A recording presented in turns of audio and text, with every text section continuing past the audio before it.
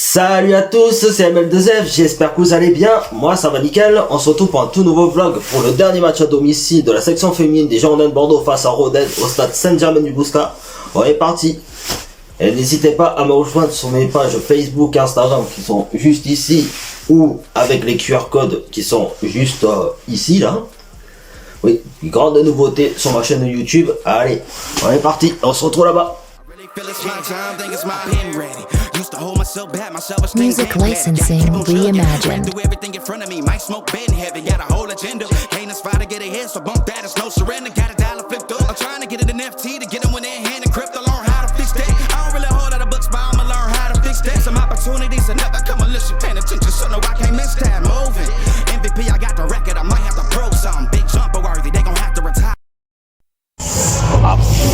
Après, il faut préciser qu'il faut quand même profiter du match nul de Montpellier contre Fury 91.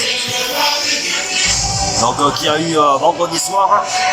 Et en cas de victoire cet après-midi, on va pouvoir passer à la 5e place ou 6e place si les Apres gagnent leur match contre les Redouas.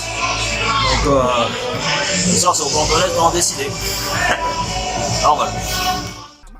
Numéro 25, Yari Diaz. Numéro 26, Fiona Liègre. Numéro 29, ils sont complètement à fond les gens.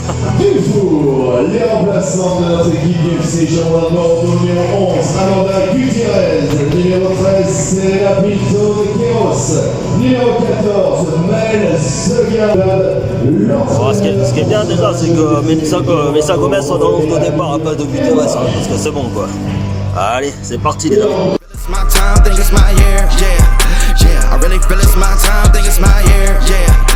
I really feel it's my time, think it's my big dog, walking big talk, young veteran, living legend, bet I'm better than them. This is my ship, I'ma jack it like Letterman, y'all better not let them in, they gon' rotate this, so I keep the pedaling, started a chain, the cycle is heaven sent, this is from God, but I'm not your reverend, not in the pulpit, I'm a pit bull in this element, yeah, said you gon' pull up, then settle it, yeah, I've been married to the shop, so this is my brain, watch I step in it, yeah, and I ain't even got a yard, but I'ma get it here, watch I touch down, pulling plans out the clutch,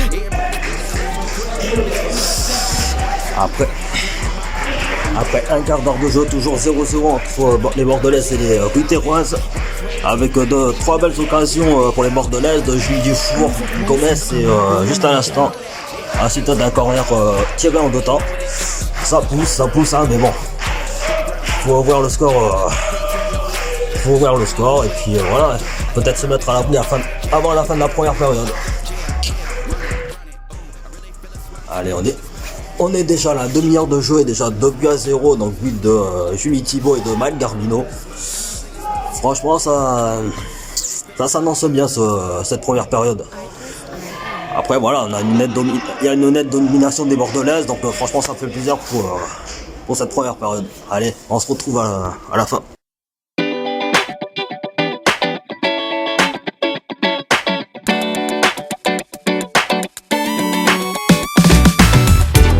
Artlist.io.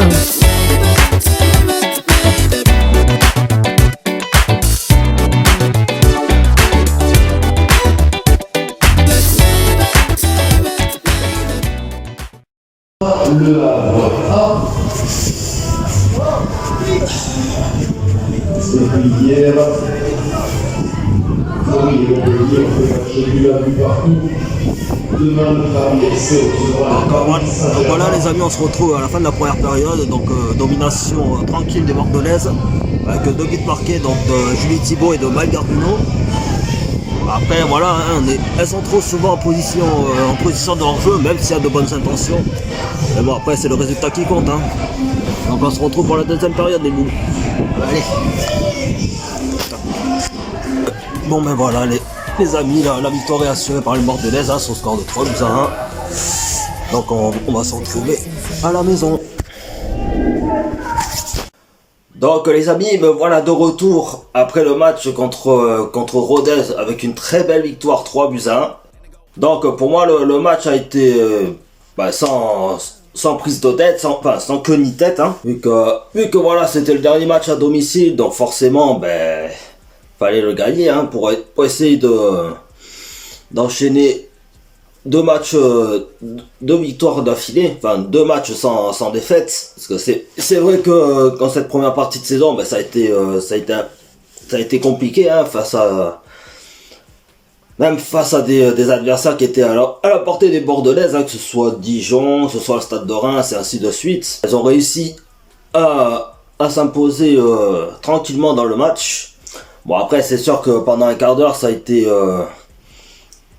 voilà, elles ont poussé, elles se sont même créé 3 belles occasions, donc de Melissa Gomez et de Maëlle Garvino. Et bon, il a fallu attendre la demi-heure de jeu pour voir le premier but de Julie Thibault cette saison d'ailleurs, notre numéro 3. Et puis après s'en est suivi d'une nouvelle fois d'un nouveau but, pardon, de notre numéro 10, Maëlle Garvino, qui confirme sa très grande forme cette saison,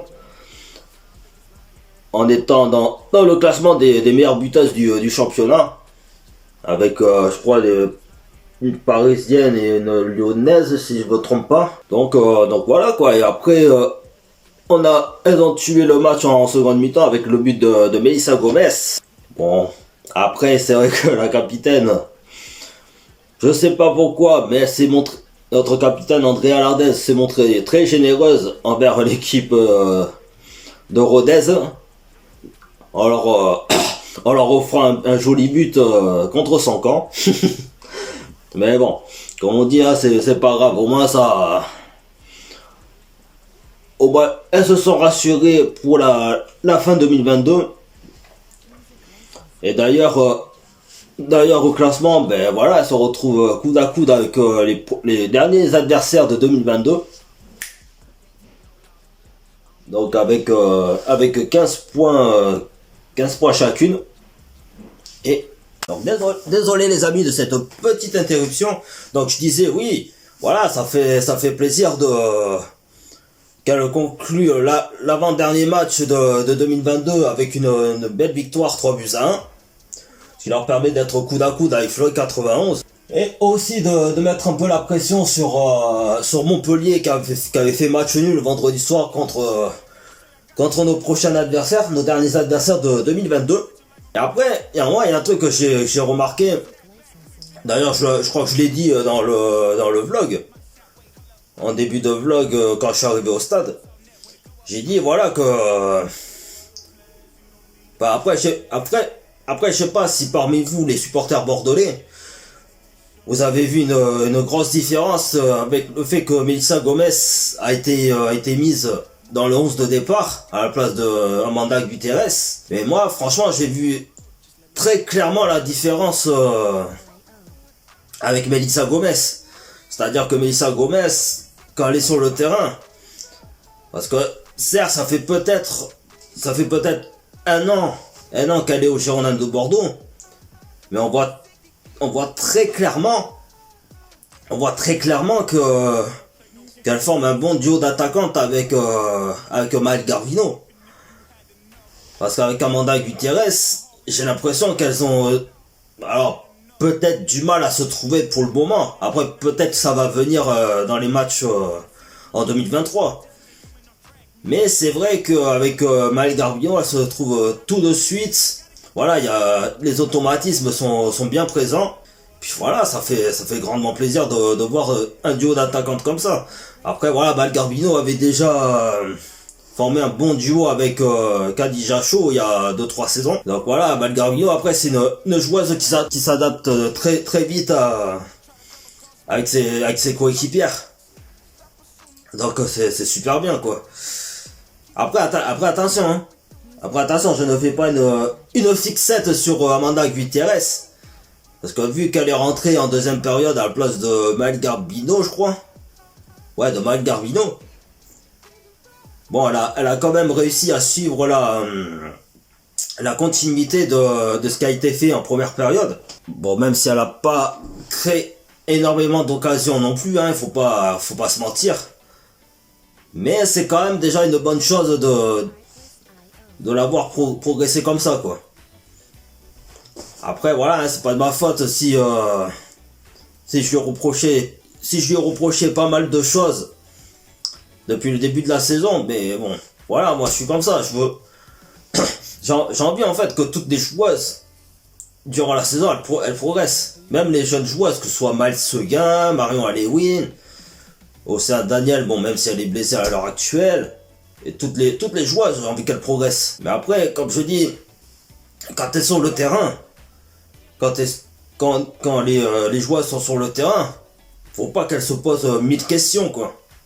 C'est-à-dire que avant le début du match, bon bien sûr elles ont l'échauffement, mais après elles doivent, dans les vestiaires, il faut qu'elles écoutent les consignes du coach. Donc après c'est à elles de bien interpréter les consignes sur le terrain.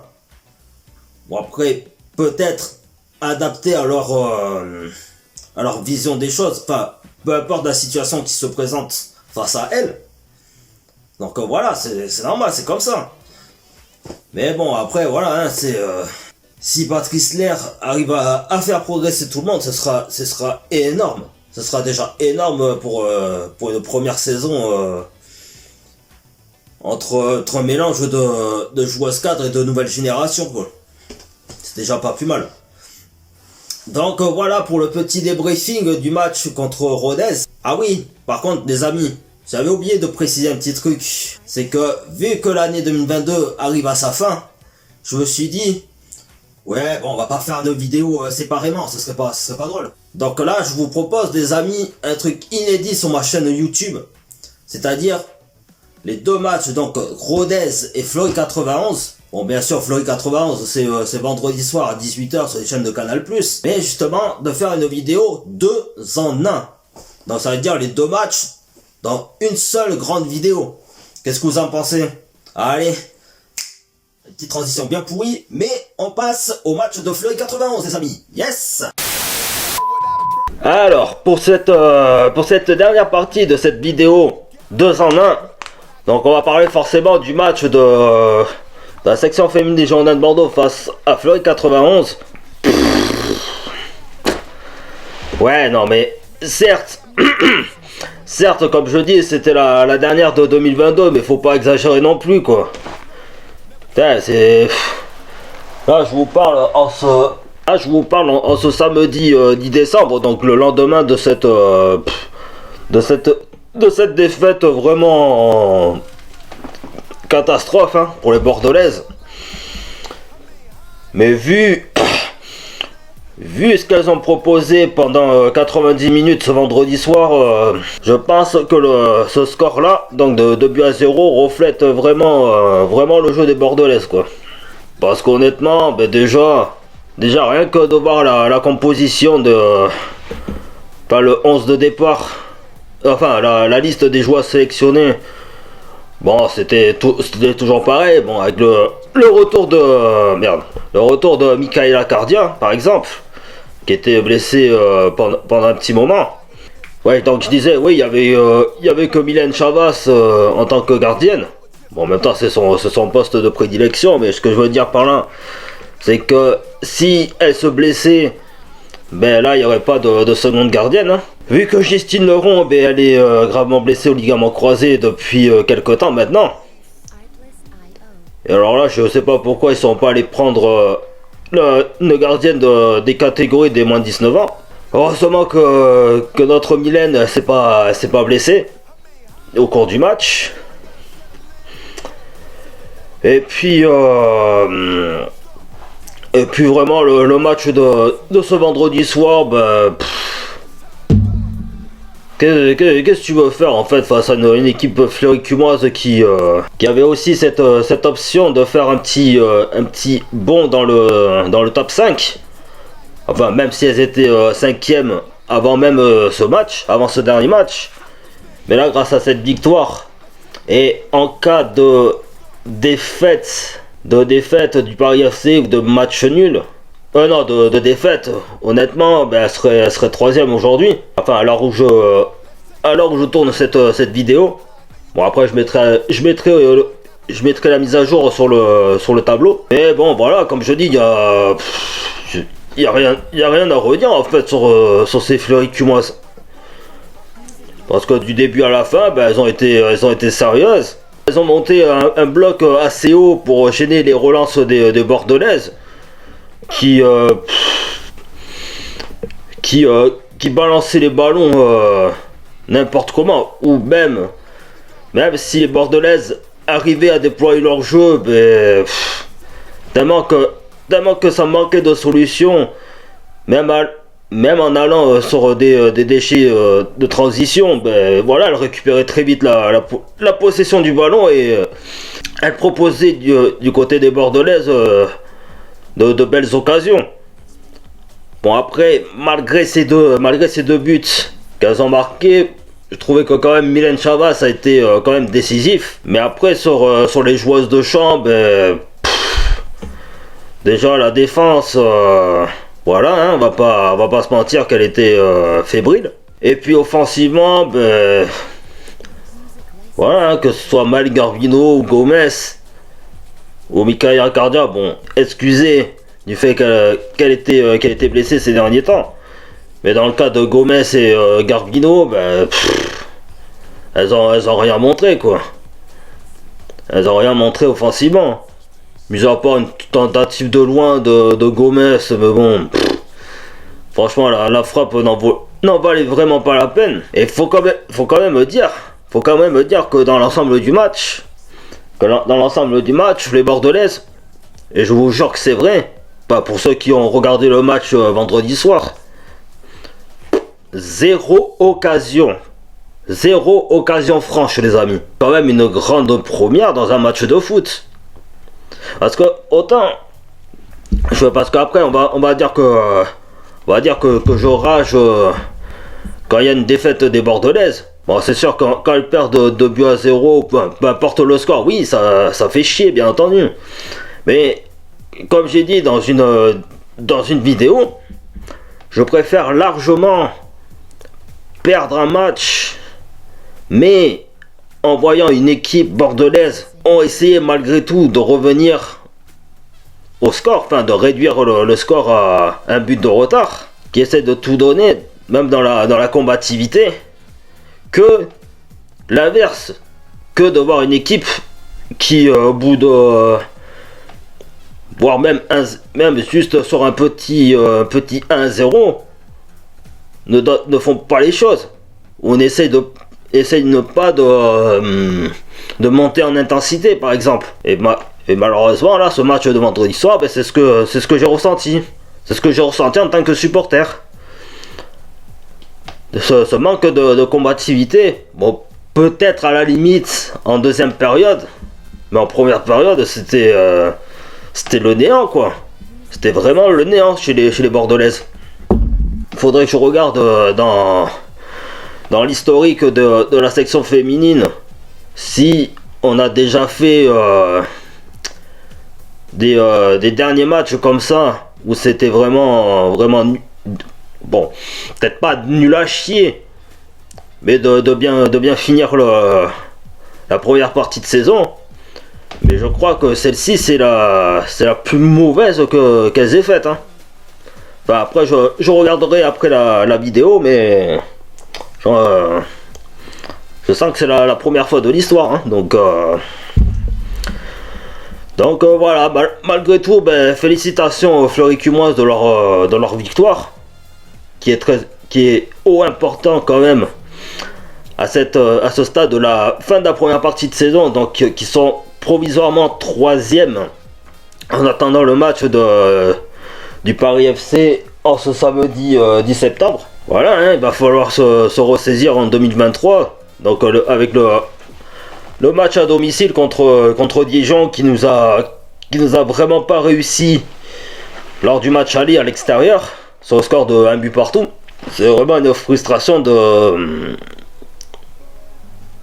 me dire déjà que à l'original, tu vois, dans la semaine qui arrivait avant le match, je me suis dit ouais, à la limite on va faire un petit hold-up, qui sauverait la saison, la première partie de saison, et puis c'est tout. Après, comme ça, même si ça va être dur en 2023 de se maintenir, mais au moins de mettre une petite pression à Montpellier, quoi. À Montpellier, au Paris FC. Mais bon, quand on n'a pas... quand on a une équipe qui est... je sais pas, qui avait limite la tête... qui avait plus la tête à rejoindre leur famille pour les fêtes de fin d'année que sur le terrain, que se battre sur le terrain, quoi. Je trouve ça dommage. Donc dites-moi en commentaire, les amis, ce que vous en avez pensé de ce match. Après, oui, je sais qu'il y a eu quelques absences, même des suspensions de Julie Thibault après 3 cartons jaunes accumulés dans la saison. Donc j'attends de vos commentaires, les amis. Voilà pour ce petit débriefing du match de vendredi soir, donc entre Fleury 91 et la section féminine des Girondins de Bordeaux. Donc voilà les amis, j'espère que la vidéo vous aura plu, cette vidéo 2 en 1.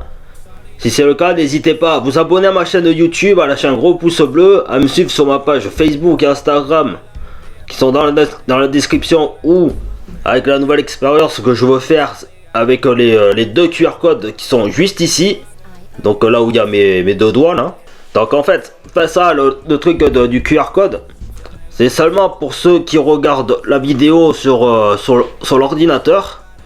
Vous mettez pause, vous prenez votre smartphone, mettez sur l'appareil photo, et puis si vous avez une application pour scanner le QR code, vous le faites. Et après, à condition que vous soyez connecté déjà sur Instagram et Facebook, voilà, vous le scannez et vous allez tomber directement sur ma page Instagram et Facebook et vous y abonnez. C'est tout simple, hein. Franchement, je tente une nouvelle expérience sur ma chaîne YouTube. Voilà, hein, au lieu de rester trop sur le classique des liens dans la description. Donc voilà. Et puis je voulais dire, voilà, un grand merci. Parce que voilà, je le dis pas souvent, je le dis pas forcément, mais voilà. Mais franchement, un grand merci à tous. Déjà de me suivre sur YouTube. Bon, même si je sais qu'il y a encore du chemin à parcourir pour, voilà, espérer peut-être vivre de ces vidéos, de mes vidéos, enfin d'être payé par YouTube. De me suivre sur mes réseaux Facebook et Instagram, ou optionnellement TikTok aussi. Et franchement, ben voilà, j'espère que l'aventure continuera en 2023 pour ma part. Je voudrais faire un petit coucou à l'équipe de Mérignac-Carlac, d'ailleurs qui joue son dernier match en ce dimanche 11 décembre. En ce 11 décembre, donc contre le club de Bressuire, donc qui ont fait quand même une bonne première partie de saison dans l'ensemble, parce qu'elles sont leaders de leur groupe, enfin de l'unique groupe du championnat régional premier niveau, et aussi ainsi qu'au football club de Gradignan, donc un jeune club, un projet d'entente qui a vu le jour en 2018 et qui depuis 4-5 ans n'a jamais cessé de grandir, qui eux aussi sont pas trop mal au classement, qui sont dans le top 5, donc avec Mérignac-Carlac, avec Bassins et ainsi de suite, enfin pour ceux qui suivent le football amateur. Et franchement, ben, j'espère que Mérignac-Carlac et Gradignan vont monter pour la prochaine saison en 3e division, qui va être créée l'année prochaine pour la saison 2023-2024. Donc voilà, un grand coucou à toutes les joueuses qui jouent pour ces 2 clubs. Même une forte pensée pour Océane et Sabrina du côté de Gradignan, qui sont gravement blessés au ligament croisé. Donc voilà, force à vous et rendez-vous en 2023 pour la suite de l'aventure, quoi. Allez, je vous laisse les amis, bye bye.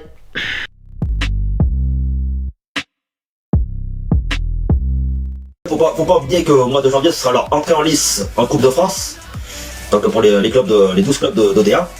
Et d'ailleurs, en parlant de Coupe de France, allons-y pour l'entrée, j'ai raté ma transition.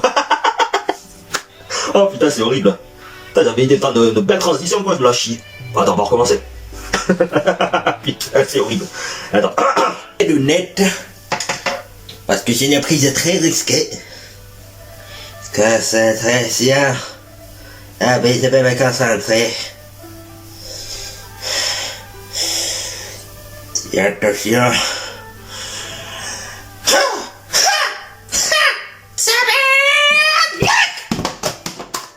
Oh putain, je crois que je me suis fait mal à la tête. Oh, oh, oh.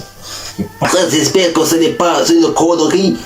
Ils m'ont dit de prendre une cuillère de moutarde. Donc je vais tester ça pour vous.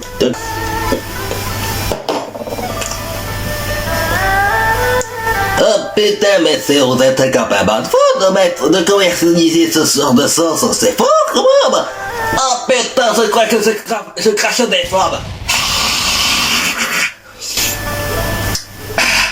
Putain, 9h30 du matin, je prends une cuillère de moutarde, tout va bien moi. Oh, c'est horrible. Allez, ciao ciao les gens, bye bye. Souvenez-vous, c'était la vie.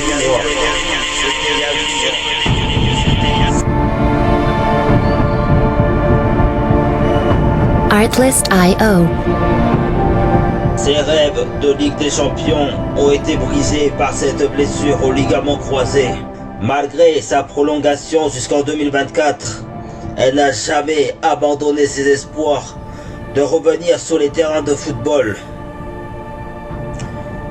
Et en ce 12 décembre 2021, elle est de nouveau prête à revêtir le maillot scapulaire des Girondins de Bordeaux. Bref, tu l'as compris, Julie Thibaud est de retour parmi l'effectif de la section féminine des Girondins de Bordeaux. Oh yeah!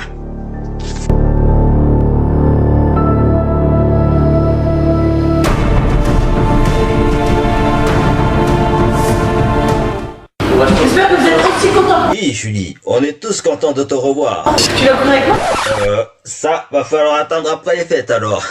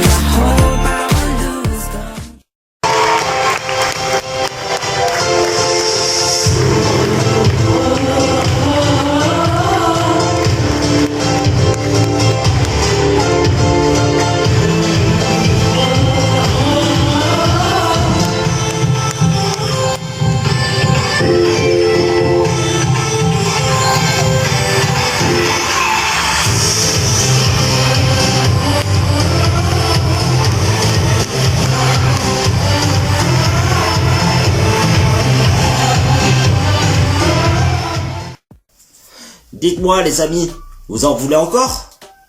Eh ben rendez-vous en 2023. Sur ce les amis, passez de bonnes fêtes de fin d'année. Soyez prudents et Oh mais wesh, qui c'est qui a éteint la lumière bordel? Ah oui c'est vrai qu'ils nous cassent les couilles avec leur coupure d'électricité maintenant. Oh là là. Putain, après nous avoir cassé les couilles avec leur couvre-feu, ils nous cassent les couilles avec les coupures d'électricité. Restez prudents, prenez soin de votre famille. Et on se retrouve en 2023 les amis. Allez, bye bye. Hidden roller coaster come bigger, bolder, faster.